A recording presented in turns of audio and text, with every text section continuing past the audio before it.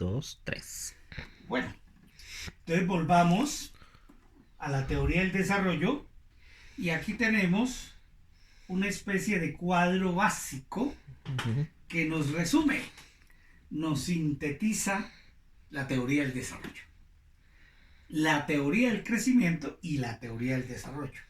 En otras palabras, en este cuadro, para, ¿sí?, cuya fuente es Danny Roderick, ¿sí?, está organizada 2 siglos de teoría económica. Ahí está, toda la buena gran parte, ¿sí?, de la historia del pensamiento económico y de la teoría económica. Entonces lo que tenemos para comenzar es la idea de que el gran indicador con el cual, según Roderick, podemos medir ¿sí?, el desarrollo económico es el ingreso per cápita. ¿Qué dice la teoría de entrada? El ingreso per cápita es una muy buena proxy para medir el desarrollo económico, pero sin duda no es suficiente. Es una condición, si se quiere, sine qua non, pero no suficiente. Es el mejor indicador disponible, pero siempre será una proxy, ¿sí? Y esto es muy importante subrayarlo y explicarlo, ¿sí? Si uno quiere un mejor indicador, no solo tiene, ¿sí?, que hacer un esfuerzo para demostrar teóricamente que es mejor, sino también un tema muy importante, que hayan datos y construir los datos para poderlo tener, ¿sí?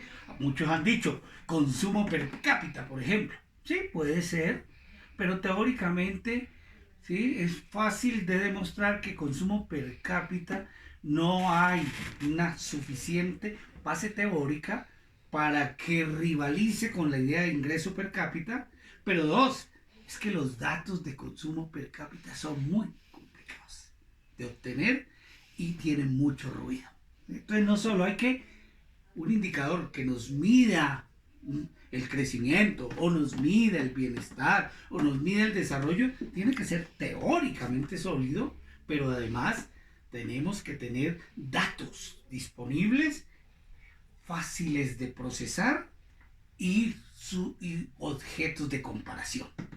Por ejemplo, el ingreso per cápita con todos los problemas que pueda existir, pero el ingreso per cápita de los chinos, de Estados Unidos, de Colombia o de México se pueden comparar, ¿sí?, porque son hechos con una metodología más o menos similar, estandarizada, avalada por un organismo, 2 organismos que son muy importantes para mirar estas cifras, el Fondo Monetario Internacional y la OCDE, ¿sí? Y además se pueden, ¿sí?, transformar en una sola moneda, en este caso el dólar, para poder comparar. Entonces podemos decir el ingreso per cápita de Colombia, ¿sí?, es más o menos $10,000 a paridad del poder de compra, es decir, en la misma moneda, expresado en la misma moneda, y el de Estados Unidos está cerca de los $63,000. Eso significa que el ingreso per cápita de Estados Unidos, ¿sí?, es 6-7 veces más que el de Colombia. $63,000, pongámosle $70,000 para redondear, y nosotros 10,000. Son 7 veces más ricos. Un norteamericano, cualquier ciudadano, tiene $70,000 en su bolsillo. Nosotros máximo tenemos 10,000. Pero, ¿sí?, miremos otro tema. Colombia tiene $10,000. Ahora, comparémonos con los chinos. Los chinos tienen hoy alrededor, más o menos, hay algunas diferencias, pero en general todo el mundo coincide en que está alrededor de $5,000. Es decir, esa gran China tan rica, esa gran potencia, mirándolo per cápita, es la mitad todavía, ¿sí?, tiene la mitad por persona de ingreso per cápita que los colombianos. Somos 2 veces más, si se quiere, ricos que un chino en promedio. En promedio. ¿Sí? Bueno, alguien dirá, ¿en 20 años será lo mismo? Probablemente no. ¿sí? Porque los chinos están creciendo, ¿sí? Venían creciendo al 9% anual y nosotros al 2,5, al 3%. En 20 años, si los chinos siguieran creciendo a esa tasa, van a tener 10,000, 15,000, 20,000 dólares. Es más probable que China, dado las tasas tan altas de crecimiento económico, ¿sí? Logre incrementar su ingreso per cápita y alejarse de Colombia y cerrar la brecha con Estados Unidos, ¿sí? Que Colombia tener una dinámica convergente, ¿sí? ¿Por qué?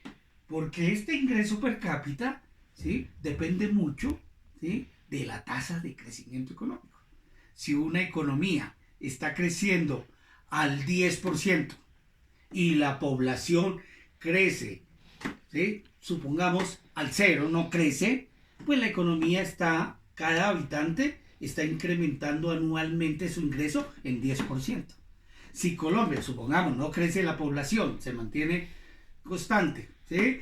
Y la economía crece al 2%, nuestro ingreso está creciendo al 2%, y el de los chinos al 10% anualmente. Entonces, si lo mira en un horizonte de tiempo 10, 20 años, es altamente entonces probable que el ingreso per cápita de los chinos, ¿sí? Que hoy está en 5,000, llegue a 20,000, y el de los colombianos, que está en 10,000, si acaso llegue a 11,000. Nos pasan rápidamente. Es como en una carrera, ¿sí? El que viene atrás viene a más velocidad, ¿sí? Me alcanza y me pasa. ¿Y por qué tiene más velocidad? Porque tiene más fuerza, ¿sí? Más capacidad. ¿Y qué es esa velocidad? Esa fuerza, esa capacidad, es el crecimiento económico de un país. ¿Y qué es el crecimiento en el fondo? Que producen más y mejor. Producen más mercancías, más productos, ¿sí? Más bienes y servicios, ¿sí? Con mayor productividad. Eso le da la fuerza, más bienes y servicios, y la productividad le da la velocidad. Me alcanzó, yo ya estoy fatigado antes de concluir la meta, y el otro no solo me alcanzó, sino me pasó, ¿sí? Y en ese sentido, entonces, el ingreso per cápita va a depender de manera importante del crecimiento económico. ¿Qué país logra tener un ingreso per cápita alto, pasar de 5,000 a 10,000 dólares, o llegar a 60, 70,000 como lo tiene Estados Unidos, que es el más de los más altos del mundo, o tener como tiene los finlandeses o los suecos, que tienen alrededor de 45,000 dólares, o los asiáticos, Corea? Les voy a dar un dato. Corea en los años 60 tenía 500 dólares de ingreso per cápita, igual que Colombia. Y hoy Colombia tiene 10,000 después de 30, 40 años. Y hoy, después de esos 30, 40 años, un coreano en promedio tiene 43,000, 50,000 dólares. Quiere decir que los coreanos en 30 años, 40 años pasaron de 500 a 50,000. Y nosotros pasamos de 500 a 10,000. ¿A quién le fue mejor en esa carrera del crecimiento? A los coreanos. Lograron en 30 años un crecimiento económico sorprendente. Eso es por eso que muchos llaman a los coreanos, a lo que ocurrió en Corea, en Taiwán, en Hong Kong, lo llaman el milagro económico. Porque se transformaron de economías pobres en economías desarrolladas. Hoy, ¿sí? Corea, Taiwán, Hong Kong son economías desarrolladas, modernas, con ciudades dinámicas, con universidades de punta, con procesos industriales no solo de manufactura estándar, sino cada vez más inteligente, con innovación tremenda, con ciencia y tecnología, con capital humano, ¿sí? Con una acumulación económica sorprendente, con grandes fábricas y grandes firmas y compañías notables en el mundo, como en el caso de Corea, Samsung, ¿sí? Y sigan. Miren eso, y América Latina, con todo, hemos progresado, porque pasar de 500 a 10,000 dólares en Colombia también es importante, pero seguimos siendo un país agroexportador, de banano, de café, de exportaciones de bienes básicos, con un proceso industrial muy estandarizado, baja productividad, nuestras ciudades desorganizadas con un crecimiento caótico, falta de capital humano. No es que no hemos progresado, sino que no hemos progresado en la misma fuerza y la misma capacidad. ¿Por qué? Porque hemos crecido muy poco.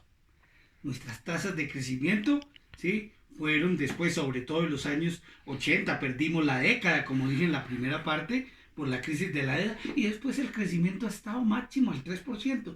Tal vez hay notables excepciones en América Latina, quizás una estrella muy importante en el firmamento, y por eso incluso tiene niveles de desarrollo superiores al nuestro, Chile.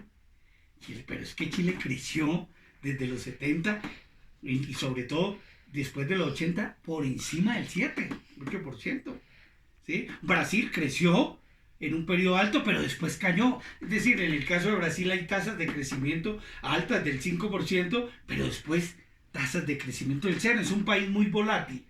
Uno podría decir que aquí está, ¿sí?, el auge y aquí el valle de las lágrimas. Lo que se ganó aquí se perdió después. Lo mismo sucedió con México, ¿sí? No tienen eso que es importante como tuvieron los coreanos, los asiáticos.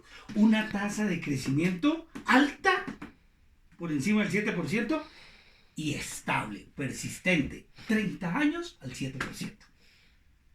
Ay, si usted crece 30 años al 7%, usted tiene el milagro económico, el paso del atraso al desarrollo.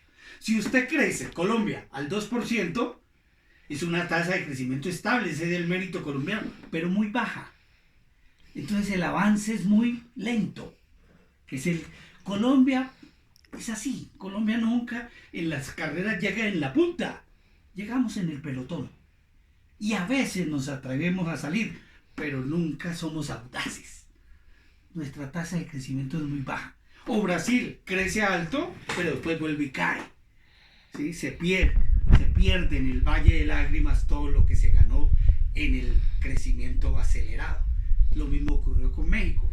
Entonces, casi tal vez con la excepción de Chile, tal vez después al final, incluso habría que decir, ha sido el caso de Perú, pero después del final del siglo XX y principio del XXI, que ha crecido el 9% y lleva 10 años. Lástima, esta epidemia nos trancó a todos, les trancó, bueno, a nosotros también, pero ellos, esa tasa que venía, Panamá. Entonces, el acertijo, resolver el acertijo es tener, para el caso colombiano, si queremos pasar de 10.000 a 20.000 dólares en 10 años, en 15 años, tenemos que crecer por encima del 5 o 6%, pero 20 años seguidos. Una tasa de crecimiento alta y sostenible. Si usted tiene una tasa de crecimiento alta y sostenible, usted logra incrementar de manera impresionante el ingreso per cápita y convertir, ¿sí?, y tener sus ciudadanos un ingreso per cápita similar o muy cercano al de los países desarrollados. Por eso es que llamamos esto una buena proxy del desarrollo económico. No es que sea suficiente, ya veremos por qué, pero es un buen indicador y sigue siendo el mejor indicador disponible por su fundamento teórico y por su practicidad, por los datos, por el procesamiento y la comparación de los datos.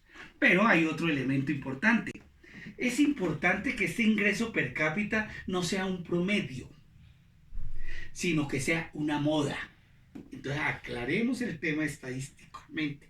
El promedio mete, ¿sí?, en la estadística suma ricos y pobres, ¿sí?, y de ahí sale el promedio. Entonces crea un problema estadístico. Cuando decimos el ingreso per cápita de Colombia es del 10.000 dólares, ¿sí?, eso es un promedio, pero eso no quiere decir que todos nos ganemos 10.000 dólares.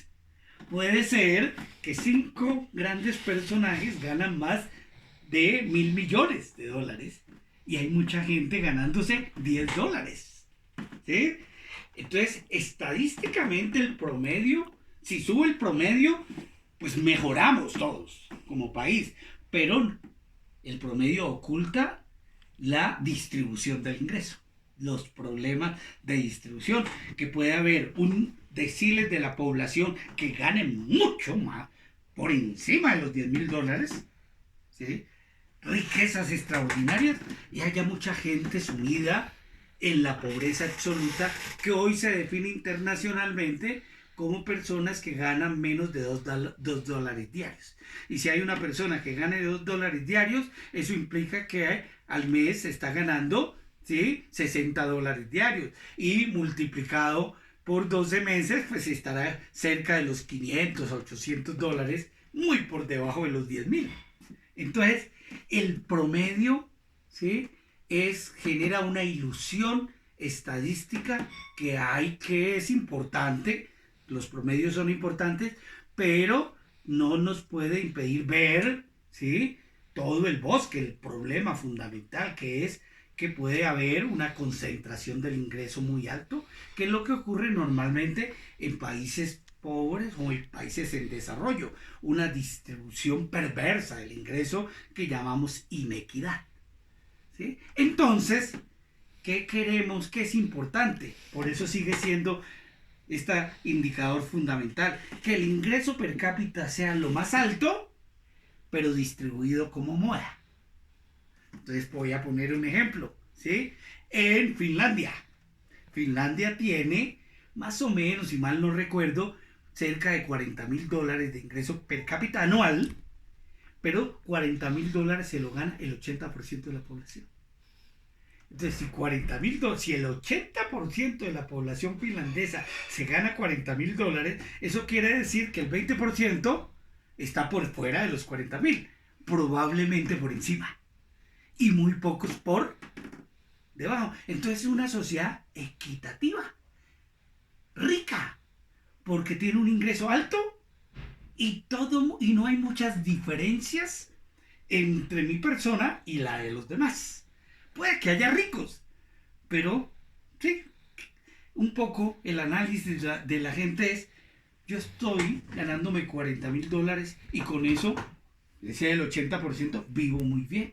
Entonces, ¿qué implica que esa sociedad tenga un ingreso per cápita alto y con una distribución que ya no es de promedio, sino de moda estadística, que se siente que es una sociedad en donde el crecimiento se transforma en equidad, genera una distribución equitativa del ingreso, y eso hace que entonces esa sociedad esté más, no solo sea desarrollada, el crecimiento le llegue a todos, ¿sí?, a todos los bolsillos de la gente, sino que sea una sociedad mucho más segura, ¿sí?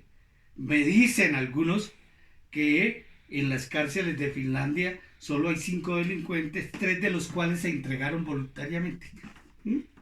Es una sociedad con una gran calidad de vida, ¿sí? Entonces, entre mayor ingreso per cápita, en general también se ha comprobado a través de ejercicios sofisticados, utilizando el logaritmo natural del ingreso per cápita y correlacionándola con encuestas de percepción, se ha encontrado que entre más alto sea el ingreso per cápita, la probabilidad de felicidad, de bienestar y felicidad es mayor. Entonces eso es interesante porque se hace con logaritmos. Entonces de eso derrumba a veces esa hipótesis de que, ¿sí?, en nuestras costas colombianas somos pobres pero felices. ¿Sí? Si lo midieran por logaritmo, probablemente, sí, la pobreza está también generando infelicidad. Entonces, la importancia de que tengamos un ingreso per cápita alto y distribuido modalmente, es decir, le llegue a todo el mundo, implica, ¿sí?, un próximo importante para decir: eso es un país desarrollado. Probablemente no resuelve todo. Por ejemplo, puede haber países desarrollados que tengan un ingreso per cápita alto con una distribución modal y que probablemente no tengan la suficiente seguridad, ¿sí?, ciudadana, ¿sí? Eso es posible. Entonces hay ciudades ricas, pero probablemente inseguras. Pero en general, cuando uno mira el balance de las ciudades, ¿sí?, la inseguridad está altamente correlacionada con ciudades pobres y caóticas, no tanto con ciudades, ¿sí?, ricas y ordenadas, ¿sí? ¿Y por qué? Porque es mucho más probable que el votante de esas ciudades, ¿sí?, vote por políticas de buena seguridad, ¿sí?, vote por mejor educación, porque ya tiene resuelto el empleo y los ingresos, vote por mejor medio ambiente, pida ciudades verdes e inteligentes, vote, ¿sí?, por libertades, empoderamiento, participación ciudadana, ¿sí?, y todo eso lo haga feliz. Es decir, se genera un círculo virtuoso. Entre más alto el ingreso y mejor distribuido, mayor probabilidad de seguridad pública, ciudad verde inteligente, innovación, educación de alta calidad, servicios públicos agradables, y eso hace que incluso los inteligentes o incluso muchos pobres o capital humano del sur migre hacia esas ciudades buscando oportunidades. Entonces, ¿cuál es el misterio para lograr toda esa felicidad, esa equidad, esa seguridad y esa sostenibilidad? Tener un ingreso per cápita alto y distribuido equitativamente. ¿Y cómo se logra eso? Pues se logra con crecimiento económico, teniendo una tasa de crecimiento alta y persistente a través del tiempo. Pero ahí sí viene un problema. Crecer al 8% 30 años es un milagro. No es fácil. Y como todos los milagros, pues milagro no ocurre todos los días, ni en todo lado, ¿sí? Y entonces viene una pregunta fundamental. ¿Cómo garantizamos ese milagro? Porque hay muchos que piensan que el milagro lo pueden lograr escogiendo un candidato que les ofrece, ¿sí?, el paraíso. Entonces, en América Latina cada vez usamos esa apuesta. Y elegimos, una vez en Venezuela eligieron a Chávez. Y Chávez se volvió Maduro. ¿Sí? Se transformó en Maduro. O eligieron a Ortega. Y Ortega se transformó, sigue ahí, ¿sí?, un poco con más pelo, más pechudo. ¿Sí? O eligieron a los Kirchner. ¿Sí? O eligieron en el pasado a Perón. ¿Sí? O eligen hoy a Manuel López, también Obrador, en México. Es decir, siempre la idea de que apostamos por un caudillo carismático. ¿Y qué nos han dejado esos caudillos carismáticos? ¿Sí? Nos han dejado tragedias, pobreza, subdesarrollo. Incluso Venezuela está peor que antes, pero terriblemente peor. Nicaragua está peor, ni se diga de Argentina. ¿Sí? Porque las personas no pueden producir, los políticos no pueden producir milagros de crecimiento. ¿Sí? No es con gasto público que se hace el crecimiento, porque eso hay que pagarlo de alguna manera. Si no lo pagas con impuestos, ¿y quiénes pueden pagar impuestos en sociedades pobres? Se paga con inflación y la inflación nos destruye. O se paga con deuda y la deuda nos destruye. ¿Sí? ¿Cómo podemos gastar? Pues si tenemos más ingreso, es la única fórmula. ¿Y cómo tenemos ingreso si eso no llega del cielo? Pues no hay otra fórmula que con trabajo productivo,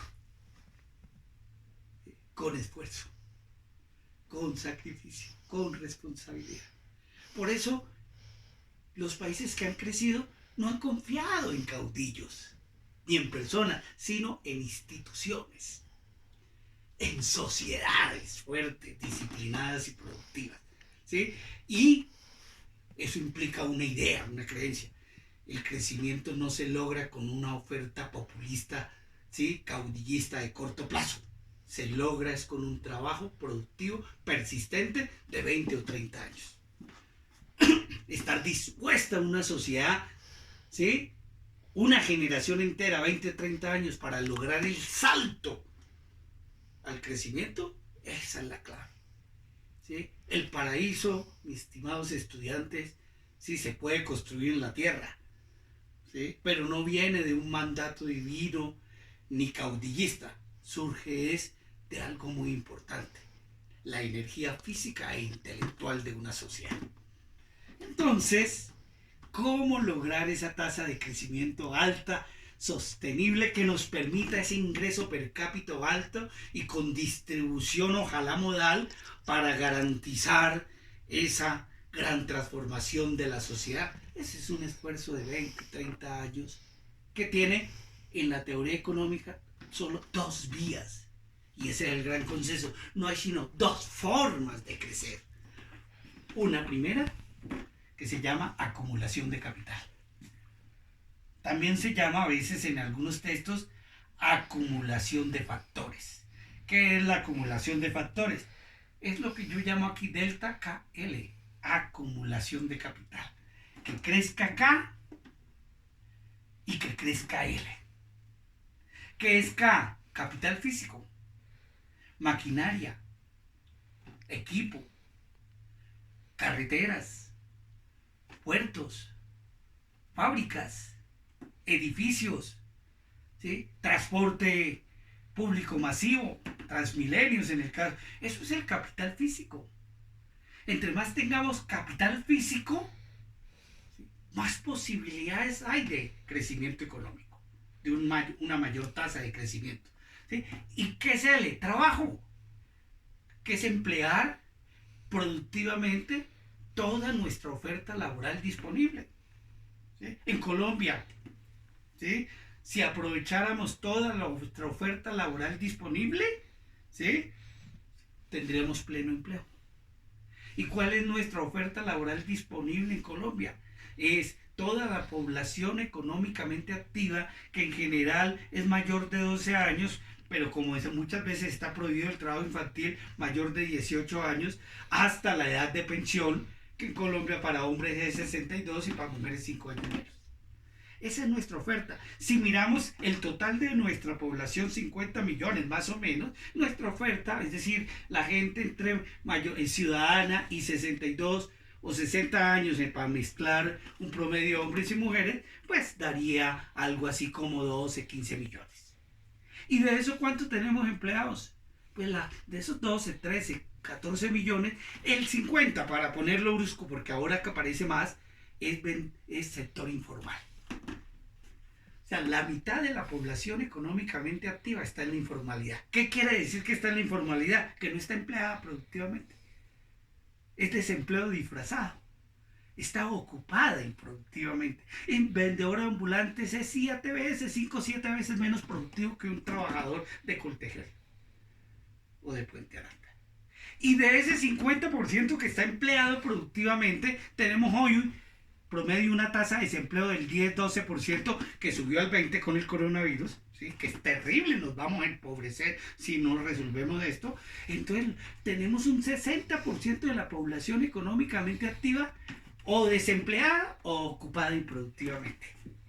Eso quiere decir que todavía tenemos un espacio muy grande para crecer, ¿sí? Si la economía cada año empleara una fracción mayor de esa gente desempleada y de esa gente informal, tendríamos tasas de crecimiento superiores. Pero para emplear esa gente, ¿sí?, si empleamos 203, antes del coronavirus estábamos generando 200.000 puestos de trabajo. Si quisiéramos crecer más, tendríamos que emplear al año 400.000, 500.000. A ese ritmo, durante 10 años podemos lograr, o 15 años, el pleno empleo, pero para eso hay que hacer mucha inversión en capital físico, en maquinaria, en equipo. Tiene que haber esa inversión. ¿Y de dónde llega esa inversión? O del ahorro de los capitalistas o del ahorro de la sociedad, porque es lo que yo ahorro, lo que se invierte, y nuestra propensión a ahorrar es muy baja. O de crédito que nos dan los bancos, puede dar el gobierno o los bancos extranjeros, o de préstamos internacional, o de inversión extranjera directa. Entonces, ¿cuál ha sido el problema de la inversión en Colombia? Que estamos invirtiendo con base en el ahorro nacional, que es muy bajo, porque hemos estado bastante durante mucho tiempo cerrados. ¿Cómo crecieron y lograron el pleno empleo los asiáticos? Porque la inversión, les voy a dar el dato, la inversión en ese periodo fue del 35% del ingreso nacional.